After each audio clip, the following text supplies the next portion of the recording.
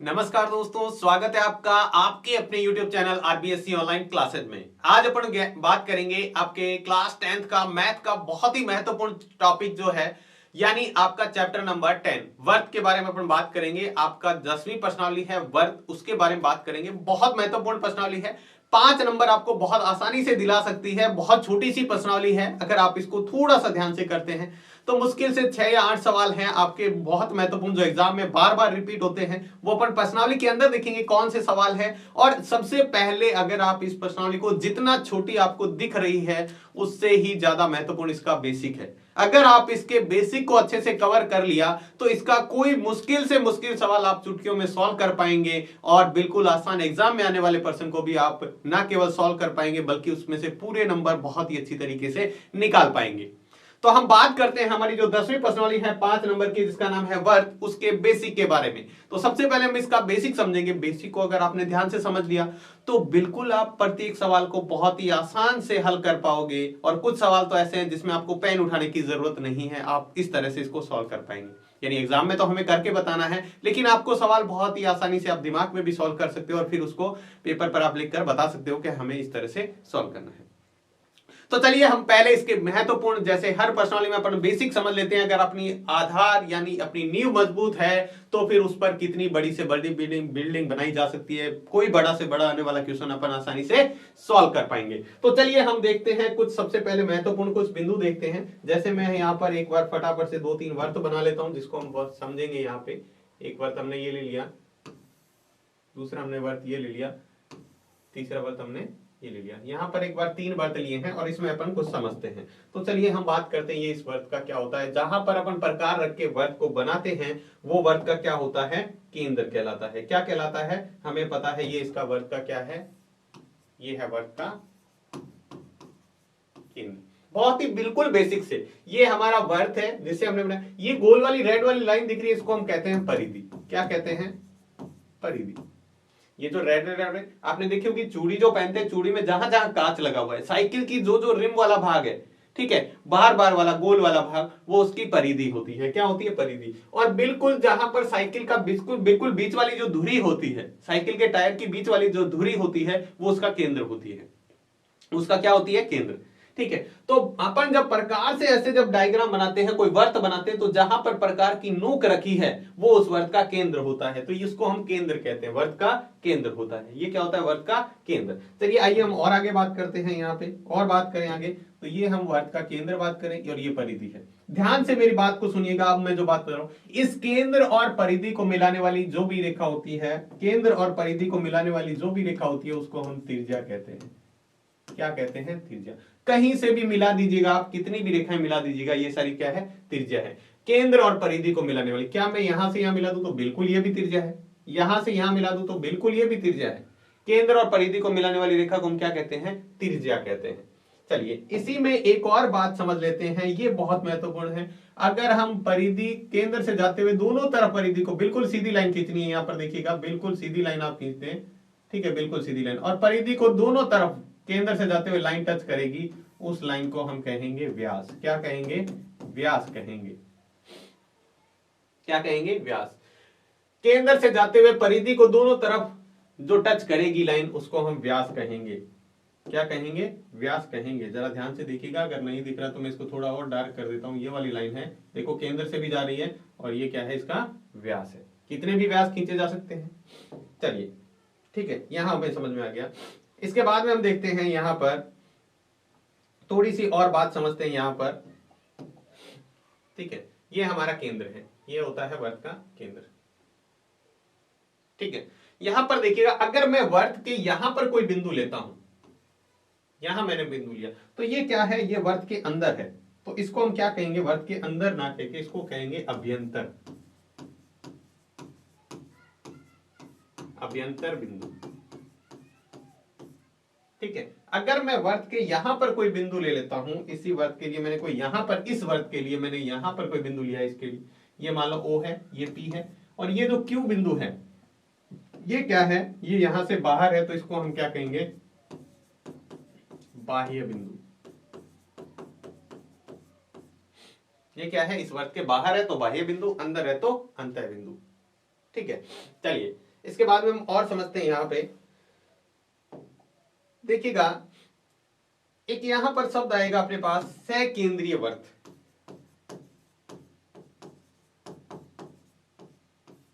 सकेंद्रीय वर्त, ये क्या होते हैं? ऐसे वर्त जिनका केंद्र एक हो। देखो मैंने क्या किया, जैसे मान लो मैं यहां से प्रकार से मैंने घुमा के एक वर्त बना दिया ऐसे, ठीक है, जरा ध्यान से समझिएगा, दोबारा से बनाते हैं। मैंने देखो प्रकार से ये वर्त बनाया, ठीक है, इस पर प्रकार रखे। अब मैंने यहीं पर प्रकार रखे, प्रकार को थोड़ा बड़ा कर लिया और एक और वर्त बना दिया। ऐसे हम इस एक ही केंद्र से बहुत सारे वर्त बना सकते हैं। तो ऐसे वर्तों को हम सकेंद्रीय वर्त कहते हैं। इस बात को अच्छे से याद रखना, इस बात को अच्छे से याद रखना, सकेंद्रीय वर्त किसे कहते हैं? जिन वर्तों का केंद्र एक ही होता है। वर्त बहुत सारे, देखोगा कैसे, यहां पर मैंने प्रकार को पहले इतना सा रख के एक वर्त बनाया, ठीक है, फिर प्रकार को थोड़ा बड़ा कर लिया, अब मैंने यहां से घुमाया तो भी वो यहीं से वर्त बनेगा, फिर मैंने और बड़ा कर लिया तो ये इस तरह से। तो इस तरह से प्रकार को एक ही जगह रख के हम बहुत सारे वर्त बना सकते हैं। उनको हम क्या कहते हैं? सकेंद्रीय वर्त कहते हैं। आगे के बाद समझ में, सकेंद्रीय वर्त कहते हैं, उनको क्या कहते हैं? हम सकेंद्रीय वर्त कहते हैं, ठीक है। तो ये हमें यहां पर इंपॉर्टेंट बात समझनी थी, सकेंद्रीय वर्त वाली। ये इस प्रश्नावली में बहुत काम आएगी, सकेंद्रीय वर्त, तो इसलिए हमें इसको बहुत ही अच्छे से समझना है, ठीक है। चलिए हम नेक्स्ट बात करते हैं, ये हमारे लिए सबसे इंपॉर्टेंट भाग है। अब जो हम बात करने जा रहे हैं वो इस प्रश्नावली का सबसे मेन टॉपिक यहीं से स्टार्ट होता है। ये एक वर्त लिया है, ठीक है। अब देखिएगा वर्त, यहां वर्त को बिल्कुल स्पर्श करते हुए हम लाइन खींचे यहां से,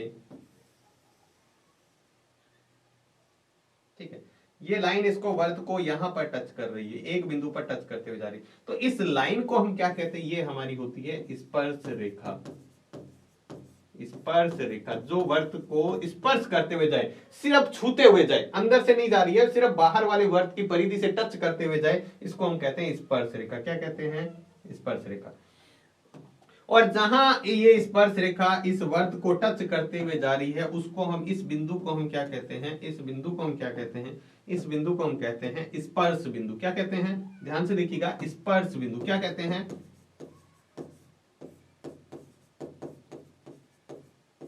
स्पर्श बिंदु। जहां पर ये इस वर्त की परिधि यहां पर टच करिए, ये वर्त का केंद्र है, ठीक है। ये वो बिंदु है जहां पर स्पर्श रेखा, स्पर्श रेखा किसे कहते हैं? जो वर्त को, परिधि को केवल टच करते हुए जाए। जैसे मान लो हमने क्या किया, एक चूड़ी ले ली, कांच की चूड़ी, और उसके ऊपर मैंने बिल्कुल ये मान लो कांच की चूड़ी है गोल, और मैंने क्या किया, यहां पर इसको टच करते हुए एक मार्कर रखा है, ये टच करते हुए सिर्फ, तो ये टच करते हुए है ना, तो ये टच करते हुए ये मार्कर क्या, इसकी स्पर्श रेखा है। क्या है? स्पर्श रेखा, जो केवल स्पर्श करते हुए जाए, टच करते हुए जाए, वो क्या होती है? उस वर्त की स्पर्श रेखा होती है। वो क्या होती है? स्पर्श रेखा। तो इन बातों को आपको अच्छे से ध्यान रखना है। आगे जैसे स्टेप बाय स्टेप अपन चलते जाएंगे तो ये पीछे वाली चीजें सारी हमें रिकॉल करनी है, अच्छे से आनी चाहिए। तो सबसे पहले जहां पर वर्त का बीचों बीच का बिंदु होता है उसको हम केंद्र कहते हैं, जहां से वर्त पर बनाया जाता है। ये वर्त का गोल वाला भाग, जिसको हम परिधि कहते हैं, ठीक है। केंद्र और परिधि को मिलाने वाली रेखा ये हमारी त्रिज्या है, ये यहां से दोनों तरफ केंद्र से जाते हुए जो टच करे वो हमारी क्या होती है? वो हमारी होती है व्यास। वो क्या होता है? व्यास। एक आया में सेकेंडरी वर्त, जिन वर्तों का केंद्र एक ही होता है। वर्त बहुत सारे खींचे जा सकते हैं, केंद्र एक ही हो। ये वर्त को केवल एक बिंदु पर स्पर्श करते हुए जो हम लाइन खींचते हैं वो होती है स्पर्श रेखा। क्या होती है? स्पर्श रेखा। एक छोटा सा भाग और इसमें से जरा देख लीजिएगा, छोटा सा है बहुत ही, ठीक है, आपको बहुत आसानी से समझ में आ जाएगा। मैं इसको थोड़ा सा इधर कर लेता हूं ताकि आपको अच्छे से समझ में आ जाए कि हम क्या समझना चाह रहे हैं। देखिएगा, मैं एक वर्त और बनाता हूं, बस ये लास्ट है इसका, हमें बहुत सारी चीजें क्लियर हो जाएगी इससे। ये हमारा वर्त है। अब देखिएगा जरा, वर्त के अंदर मैंने एक लाइन खींची है यहां से यहां तक, ये केंद्र से नहीं जा रही है, केंद्र से नहीं जा रही है, ठीक है। क्या बात की मैंने? केंद्र से नहीं जा रही है। तो इस रेखा को जैसे मैंने ए बी बिंदु दे दिया, ये क्या कहलाती है? केंद्र से जाए तब तो व्यास है, अगर केंद्र से नहीं जा रही तो हम इसको कहते हैं जीवा। क्या कहते हैं? जीवा कहते हैं। ये जीवा हमने खींची है, जो कहीं से भी खींच सकते हैं आप, यहां से खींच सकते हैं, यहां से। हालांकि ये भी एक जीवा है, व्यास भी क्या है? एक जीवा। वर्त की सबसे बड़ी जीवा व्यास होती है, वर्त की सबसे बड़ी जीवा व्यास होती है। चलिए नेक्स्ट हम बात करते हैं, बहुत बेसिक चीजें हैं, हमें बहुत अच्छे से क्लियर करनी है। तो हम बात करते हैं, सबसे पहले आपको कई बार एक नंबर में, जैसे इस प्रश्नावली में से एक एक नंबर के प्रश्न पूछे जाते हैं, तो वो हमारे बेसिक जो क्लियर कर रहे हैं उसी में से पीछे जाएंगे और 100% इसमें से आपके आएंगे। आप पीछे के प्रश्न उठा के देख लीजिएगा, इस तरह से ही प्रश्न पूछे जाते हैं। तो साथ में ही ना केवल बेसिक क्लियर हो रहा है, आपके क्वेश्चन भी इसी से एक एक नंबर वाले शॉर्ट क्वेश्चन है वो क्लियर हो रहे हैं। देखो स्पर्श रेखा किसे कहते हैं? वर्त को केवल एक बिंदु पर स्पर्श करने वाली रेखा या प्रतिच्छेद करने वाली रेखा को स्पर्श रेखा कहते हैं। अभी हमने देखा था वर्त को केवल एक बिंदु पर जो स्पर्श करे, वर्त को केवल एक बिंदु पर जो स्पर्श करे वो हम इसको क्या कहते हैं? जैसे हमने यहाँ पे एक स्पर्श रेखा ले लेते हैं, जो हम थोड़ा सा कलर चेंज कर लेते हैं ताकि आपको पता चले कि ये जो हमने ब्लैक कलर की खींची ये हमारी स्पर्श रेखा है और ये हमने वर्त बना रखा है। ठीक है, ये क्या है? ये हमारी स्पर्श रेखा है। ये क्या है? स्पर्श रेखा, जो केवल वर्त को एक ही बिंदु पर, केवल इस बिंदु पर टच करते हुए जा रही है। एक ही बिंदु पर जो प्रतिच्छेद करे या स्पर्श करे, वर्त को केवल एक बिंदु पर स्पर्श करने वाली या फिर हम कहते हैं प्रतिच्छेद करने वाली रेखा को स्पर्श रेखा कहते हैं। और ये ध्यान रखिएगा, स्पर्श बिंदु किसे कहते हैं? स्पर्श रेखा और वर्त के उपनिष्ठ बिंदु। वर्त के उपनिष्ठ मतलब जो वर्त और स्पर्श रेखा का कॉमन बिंदु है, ये एक ही बिंदु, इस बिंदु को हम क्या कहते हैं? इस बिंदु को हम कहते हैं स्पर्श बिंदु। क्या कहते हैं? स्पर्श बिंदु कहते हैं। क्या कहते हैं? स्पर्श बिंदु कहते हैं। वर्त और स्पर्श रेखा के उपनिष्ठ बिंदु को हम स्पर्श बिंदु कहते हैं। क्या कहते हैं? स्पर्श बिंदु कहते हैं। बहुत ही आसान सी बात। अब बहुत ही महत्वपूर्ण हमारा जो टॉपिक है वो स्टार्ट होने वाला है यहाँ पे, वो है कुछ महत्वपूर्ण बिंदु। बहुत ही महत्वपूर्ण बिंदु हैं। क्या क्या इसके अंदर महत्वपूर्ण बात करेंगे? बहुत महत्वपूर्ण बात करेंगे। सबसे पहले हम बात करते हैं, साथ में हम आपको डायग्राम से समझाते हैं ताकि आपको सारी चीजें बिल्कुल आसानी से क्लियर होती रहे। चलिए हम बात करते हैं यहाँ पे, हम बात करें यहाँ पे एक वर्त पर कितनी स्पर्श रेखा, ये क्या है? एक वर्त पर कितनी, एक वर्त पर कितनी स्पर्श रेखा खींच सकते हैं? अरे भैया वर्त पर तो हम अनंत खींच सकते हैं। यहां से खींच दो, यहां से खींच दो, यहां से खींच दो, यहां से खींच दो, यहां से खींच दो। वर्त को केवल एक बिंदु पर स्पर्श करते हुए लाइन जाए, वो इसकी स्पर्श रेखा होती है। वो क्या होती है? इसको स्पर्श रेखा। तो हम इसका उत्तर क्या लिखेंगे? ध्यान से इसका उत्तर भी हमें अच्छे से लिखना है। यही प्रश्न पूछे जाएंगे, यही प्रश्न पूछे जाएंगे। एक वर्त पर कितनी स्पर्श रेखा खींची जा सकती है? अनंत। कितनी? अनंत। एक वर्त पर हम अनंत स्पर्श रेखाएं खींच सकते हैं। चलिए हम नेक्स्ट बात करते हैं। इसके बाद में दूसरा, एक वर्त पर एक बिंदु से, अब ध्यान से समझिएगा, यहां पे थोड़ा सा कंफ्यूजन, वहां पर कोई बिंदु नहीं कहा हुआ था, ये कहा हुआ था एक वर्त पर कितनी स्पर्श रेखाएं खींच सकते हैं, लेकिन यहां पर उसने मेंशन कर दिया एक वर्त पर एक ही बिंदु से कितनी स्पर्श रेखा खींच सकते हैं। तो हम वापस आते हैं उसी वर्त पर और पूछते हैं, यहां पे हमने कोई बिंदु ले लिया है, कहीं पर भी आप बिंदु ले सकते हैं अपनी मर्जी से। मैंने यहां पर एक बिंदु ले लिया, तो इस बिंदु से मैं केवल और केवल एक स्पर्श रेखा खींच सकता हूं। कितनी? एक बिंदु से केवल एक स्पर्श रेखा। कितनी? केवल एक से ज्यादा मैं नहीं खींच सकता। एक बिंदु पर आप, एक वर्त की परिधि पर एक बिंदु दिया हुआ है तो उससे एक ही स्पर्श रेखा खींच पाएंगे, एक से ज्यादा नहीं खींच पाएंगे। आगे बात समझ में। एक वर्त के बाह्य बिंदु से कितनी स्पर्श रेखा खींची जा सकती है? बताइएगा जरा जल्दी से कमेंट करके कि एक वर्त पर, ये वर्त है, ठीक है, यहां पे मैंने बिंदु ले लिया है एक, क्या मैं यहां से, मैंने पी बिंदु लिया, यहां से मैं स्पर्श रेखा खींच सकता हूं? इसकी कितनी खींच सकता हूं? जरा देखिएगा, जरा देखिएगा। बहुत ही आसान सा, एक मैंने यहां से ये ले लिया, ठीक है, और दूसरा इसी बिंदु से मैंने ये ले लिया। ये इसको ए पर टच कर रही है, यहां बिंदु बी पर, ये देख लीजिएगा। तो एक बाह्य बिंदु से कितनी स्पर्श रेखा खींची जा सकती है? बाह्य बिंदु से हम कितनी स्पर्श रेखा खींच सकते हैं? 2 स्पर्श रेखा। वर्त के बाहर कोई बिंदु हमें दिया हुआ है, यहां पर हमें कोई बिंदु दिया हुआ है, तो इससे हम वर्त की 2 स्पर्श रेखाएं खींची जा सकती है। वर्त के बाह्य बिंदु से कितनी स्पर्श रेखाएं? 2 स्पर्श रेखाएं। बाहर कोई बिंदु है, 2 स्पर्श रेखाएं खींची जा सकती है। ठीक है, एक और बात करते हैं वर्त के अंत्य बिंदु से। हाँ, इस पर जरा ध्यान दीजिएगा, बताइएगा, आप बताइएगा जल्दी से कमेंट करके कि वर्त के अंदर कहीं पर भी एक बिंदु ले लिया मैंने, मान लो ये बिंदु लिया है, ठीक है, यहां पर बिंदु लिया है, यहां पर इस बिंदु से हमने पी बिंदु से कितनी स्पर्श रेखा खींच सकते हैं जो वर्त को एक ही बिंदु पर प्रतिच्छेद है? इधर से आप खींच ही नहीं सकते, 0, 0,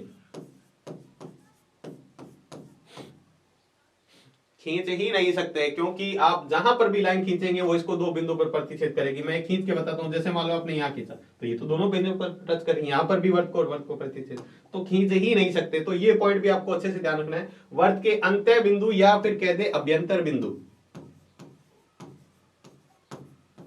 अभ्यंतर बिंदु कह दे तो भी हमें वही ध्यान रखनी है। अभ्यंतर का भी मतलब होता है अंत बिंदु से हम कोई भी स्पर्श रेखा नहीं खींच सकते। चलिए हम अगले बिंदु की बात करते हैं। वर्त पर कितनी समांतर स्पर्श रेखाएं, एक वर्त पर आपस में कितनी समांतर स्पर्श रेखाएं खींची जा सकती है, बहुत महत्वपूर्ण है ये भी। ये हमारा वर्त है, इस पर समांतर स्पर्श रेखाएं कितनी खींच सकते हैं। समांतर देखिएगा, एक मैंने यहां खींच दी ऊपर की साइड, एक मैंने यहां खींच दी, समांतर होनी चाहिए, तो इससे ज्यादा आप इसके बीच में खींच नहीं सकते। तो समांतर कितनी स्पर्श रेखाएं खींच सकते हैं, तो समांतर हम 2 स्पर्श रेखाएं खींच सकते हैं। कितनी, 2 स्पर्श रेखाएं खींच सकते हैं। समांतर हम 2 स्पर्श रेखाएं, एक देखो यहां पे जा रही, एक यहां पे। तो सर क्या ऐसे ही खींच पाएंगे क्या, अरे भैया आप और भी खींच सकते हो, जैसे मैं बताता हूं आपको। ये मैंने वर्त बनाया, ठीक है, आप ऐसे खींच दीजिएगा, आप ऐसे खींच दीजिएगा, मतलब आप कैसे भी खींच सकते हैं, आप कैसे भी खींच सकते हैं। वर्त लीजिएगा एक और इसके ऊपर समांतर रेखा खींच दीजिएगा, ऐसे भी खींच सकते हैं, ठीक है। लेकिन खींच 2 ही पाएंगे समांतर, कितनी खींच पाएंगे, 2 ही समांतर रेखा। देखो ये भी 2 आपस में समांतर, ये भी 2 आपस में, 2 आपस में, 2 से ज्यादा आप नहीं खींच पाएंगे। हाँ, अगला पॉइंट देखिएगा, छठा पॉइंट क्या दिया हुआ है, एक वर्त पर स्थित किसी बिंदु से खींची गई स्पर्श रेखा उस बिंदु पर खींची गई त्रिज्या के लंबवत होती है। बहुत महत्वपूर्ण, इसको हम पर्सनली स्टार्ट करेंगे, ये पर में भी पढ़ेंगे, ये पर में है आपके, ध्यान रखना, ये क्या है, पर में है आपके। देखिएगा क्या दिया हुआ है, इसको समझते हैं। एक वर्त है, एक वर्त लिया है, ठीक है, इसके ऊपर हमने एक स्पर्श रेखा खींची, ठीक है। अब ये क्या कह रहा है, ये स्पर्श रेखा का स्पर्श बिंदु हो गया और ये इसका केंद्र हो गया, ठीक है, बीचों बीच का बिंदु हमने केंद्र वो ले लिया। ये कह रहा है किसी वर्त पर स्थित बिंदु से खींची गई स्पर्श रेखा, ये हमने यहां पर एक बिंदु लिया था P से, एक स्पर्श रेखा खींची और इस बिंदु पर खींची गई त्रिज्या, अगर इसी के ऊपर त्रिज्या खींच दें तो ये इसके लंबवत होगी, ये इसकी क्या होगी, लंबवत होगी। यानी स्पर्श रेखा और त्रिज्या आपस में 90 डिग्री का कोण बनाती है। क्या होती है, लंबवत होती है, या हम कहते हैं 90 डिग्री का कोण बनाती है। आगे बात समझ में, या तो हम लंबवत कह दें, स्पर्श रेखा उसी स्पर्श रेखा के स्पर्श बिंदु पर खींची गई त्रिज्या, केंद्र से खींची गई त्रिज्या हमेशा उसके लंबवत होती है। क्या होती है, लंबवत होती है। आगे देखिएगा, वर्त के बाह्य बिंदु से खींची गई स्पर्श रेखाओं की लंबाई बराबर होती है। ये भी आपके पर में है, ये भी क्या है, पर में है। अभी हम पढ़ के आए थे, वर्त के बाह्य बिंदु से कितनी स्पर्श रेखा खींच सकते हैं, 2 स्पर्श रेखा। अभी अभी आपने बताया था ना, 2, बिल्कुल सही बताया था। तो यहां से हम इसकी, ये हमने एक बिंदु P लिया है, यहां से हमने 2 स्पर्श रेखा खींची थी अभी, एक यहां से ऊपर की तरफ और एक यहां से हम नीचे की तरफ खींचे थे, ठीक है। तो हमने यहां पे 2 स्पर्श रेखाएं खींची थी, एक यहां पे हम इस तरह से खींच देते हैं, ठीक है। तो ये क्या है, यहां पर 2, एक यहां पर टच कर रहा है और एक यहां पर, ये हम इसको A और B कह देते हैं। तो यहां से A से लगा के P तक जितनी रेखा है उतनी की उतनी P से B तक भी है। तो वर्त के बाह्य बिंदु से हम जो स्पर्श रेखा खींचते हैं वो हमेशा बराबर होती है। क्या होती है, स्पर्श रेखा बराबर होती है। वर्त के बाह्य बिंदु से खींची गई स्पर्श रेखा क्या होती है, बराबर होती है। चलिए हम इसके बात करते हैं, हमने स्पर्श रेखा के बारे में पढ़ लिया, अब हम पढ़ते हैं छेदक रेखा। छेदक रेखा क्या होती है, बहुत ही सिंपल सा बात है, बहुत ही सिंपल सा, कोई ज्यादा समझने वाली बात ही नहीं है। वर्त को 2 बिंदुओं पर प्रतिच्छेद करने वाली रेखा, वर्त को 2 बिंदुओं पर, देखो एक यहां पे प्रतिच्छेद कर रही है और एक यहां पे प्रतिच्छेद कर रही है, तो 2 बिंदुओं पर प्रतिच्छेद करेगी, वो प्रतिच्छेद रेखा या छेदक रेखा कहलाती है। वर्त को 2 बिंदुओं पर प्रतिच्छेद करने वाली रेखा, ठीक है। अब हम यहां पे आपसे मैं प्रश्न पूछूं, एक वर्त पर, केवल एक वर्त पर कितनी स्पर्श रेखा, एक वर्त पर कितनी छेदक रेखा हो सकती है, अनंत। इसमें लगभग लगभग आप सभी में कह सकते हो अनंत। दूसरा है, वर्त पर एक बिंदु से कितनी छेदक रेखा खींची जा सकती है, ये भी है अनंत। मैं इसका डायग्राम बना के आपको बता दूं, अभी समझ में आ जाएगा। आप कहेंगे एक बिंदु से अनंत कैसे खींच सकते हैं, वर्त पर मैंने यहां पर एक बिंदु लिया है, इससे मैं अनंत स्पर्श रेखा कैसे खींच पाऊंगा वो देखते हैं। एक मैंने यहां से जाते हुए ये स्पर्श रेखा ले ली, दूसरी यहां से जाते हुए ये ले ली, तीसरी यहां से जाते हुए ये ले ली, तो एक ही बिंदु से जा रही है ना, तो अनंत खींच सकते हैं, एक ही बिंदु से हम अनंत स्पर्श रेखा खींच सकते हैं। दूसरा है, वर्त के बाह्य बिंदु से भी हम अनंत खींच सकते हैं। चौथा है वर्त के अंत्य बिंदु से, ये भी हमारा अनंत है। क्या है? अनंत। इसका भी मैं आप चाहे तो डायग्राम बना सकते हैं। ठीक है, मैं आपको बना के बता दूं डायग्राम अनंत अंदर वाले कैसे हैं। ये हमने यहाँ पर अंदर कोई पॉइंट लिया है पी, यहां से हम खींचे तो अनंत खींच सकते हैं। बिल्कुल, ये देखिएगा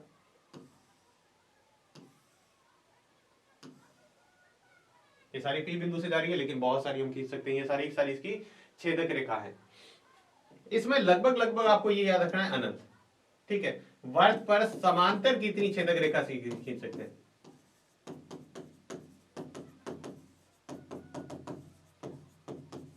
ये भी क्या है? अनंत। ये भी क्या है? अनंत। ये भी आप चाहें तो डायग्राम बना के बता सकते हैं आपको।